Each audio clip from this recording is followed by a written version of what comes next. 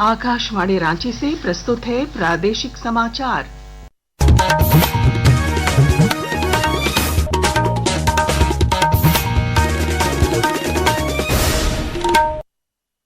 नमस्कार, प्रादेशिक समाचारों के साथ मैं पूनम केरकेट्टा। पहले मुख्य समाचार। प्रधानमंत्री नरेंद्र मोदी ने प्रमुख मंत्रियों और अर्थशास्त्रियों के साथ की अहम बैठक। देश में आर्थिक विकास को गति देने पर जोर।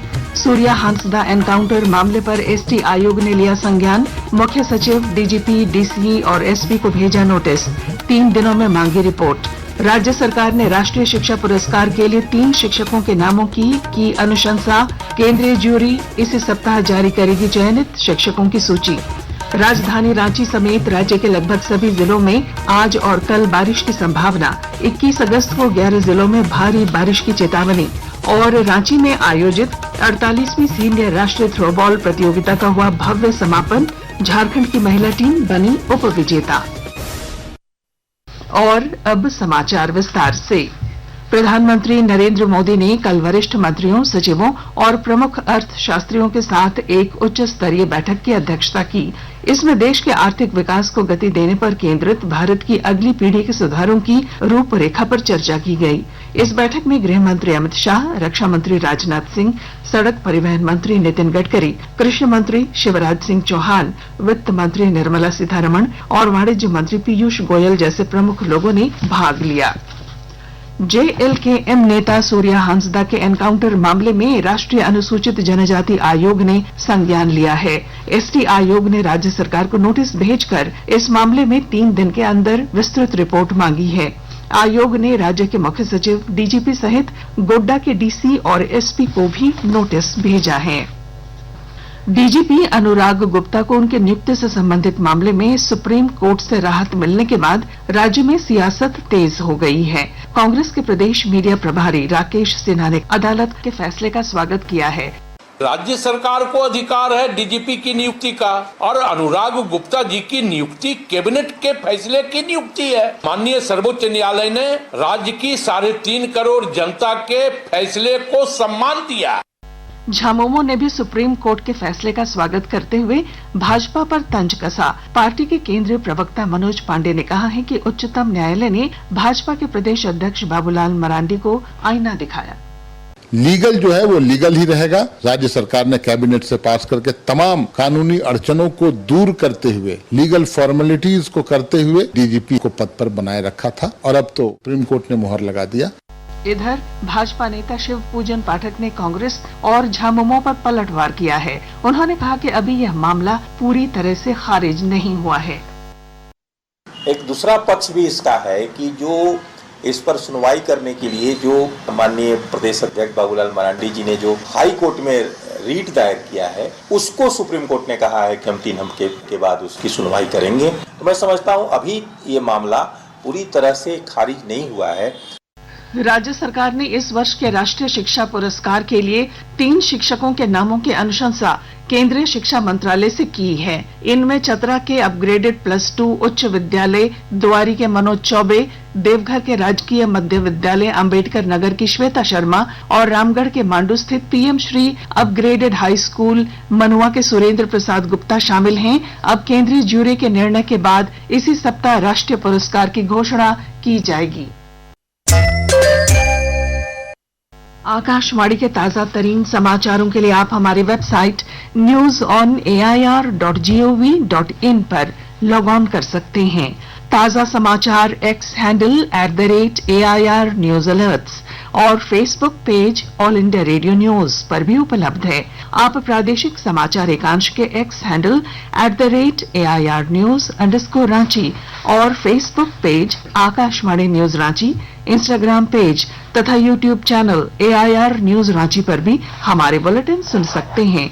प्रादेशिक समाचार आप आकाशवाणी रांची से सुन रहे हैं। प्रादेशिक समाचार में आपका फिर स्वागत है। बोकारो पुलिस को नशे के कारोबार के खिलाफ एक बड़ी सफलता मिली है। पुलिस ने भारी मात्रा में शराब और अन्य मादक पदार्थ जब्त किए हैं। एसपी हरविंदर सिंह ने बताया कि इस सिलसिले में 2 तस्करों को भी गिरफ्तार किया गया है। जरीडी थाना में जो है कुमारडी गांव में छापामारी किया गया, जहां से 1 किलो अवैध गांजा को पकड़ा गया। साथ में 2 व्यक्ति सुभाष कुमार साव और सोनू कुमार राय, इन दोनों को गिरफ्तार किया गया। उनकी निशानदेही पर पेटरवार में चिंटू साव के घर से 75 किलो अवैध गांजा और गोमिया में जो है आपका सुजीत कुमार साव के घर से लगभग 77 केजी गांजा बरामद किया गया है। तो कुल मिला के 153 केजी इन टोटल जो है सीजर किया गया है। इधर खूंटी जिले में भी पुलिस ने अवैध महुआ शराब की बड़ी खेप बरामद की है। पुलिस ने एक कार से 180 लीटर अवैध महुआ शराब के साथ 3 तस्करों को गिरफ्तार किया है। प्रधानमंत्री नरेंद्र मोदी की आत्मनिर्भर भारत की मुहिम हजारीबाग में भी साकार हो रही है। विस्तृत जानकारी दे रहे हैं हमारे संवाददाता। हजारीबाग में एक केंद्र से लगभग 14,000 ग्रामीण क्षेत्र के बेरोजगार युवक युवतियों को आत्मनिर्भर बनाया गया। भारत सरकार की ओर से ग्रामीण विकास विभाग के कौशल विभाग अंतर्गत महिला दर्जी का 35 महिलाओं को आवासीय प्रशिक्षण दिया जा रहा है। प्रशिक्षक वासुदेव कुमार कहते हैं, प्रशिक्षण का मुख्य उद्देश्य ग्रामीण क्षेत्र के युवक युवतियों को प्रशिक्षण देना और उन्हें आत्मनिर्भर बनाना है। गौरव प्रकाश, आकाशवाणी समाचार, हजारीबाग। मौसम। बंगाल की खाड़ी में बने निम्न दबाव का असर झारखंड के मौसम पर देखने को मिलेगा। मौसम विभाग ने 21 अगस्त के अलावा 11 और 22 अगस्त को 9 जिलों में भारी बारिश की चेतावनी दी है। इसे लेकर येलो अलर्ट जारी किया है। मौसम विभाग ने आज और कल भी राजधानी रांची समेत राज्य के लगभग सभी जिलों में तेज हवाओं के साथ बारिश और वज्रपात की संभावना जताई है। रांची के खेलगांव स्थित हरिवंश टाना भगत इंडोर स्टेडियम में आयोजित 48वीं सीनियर राष्ट्रीय थ्रोबॉल प्रतियोगिता संपन्न हो गई। महिला वर्ग में छत्तीसगढ़ की टीम विजेता बनी, जबकि झारखंड की टीम दूसरे नंबर पर रही। उप विजेता बनने पर झारखंड के खिलाड़ी बेहद उत्साहित हैं। बिल्कुल गोल्ड भी आएगा झारखंड के लिए और बहुत अच्छी फीलिंग है। पूरी टीम का जो सपोर्ट मिला हो, जिस तरह से हम लोगों ने 3 दिन ये चैंपियनशिप जीता है, 23 स्टेट्स आए थे और उसमें से टॉप 2 में आना is a very big deal.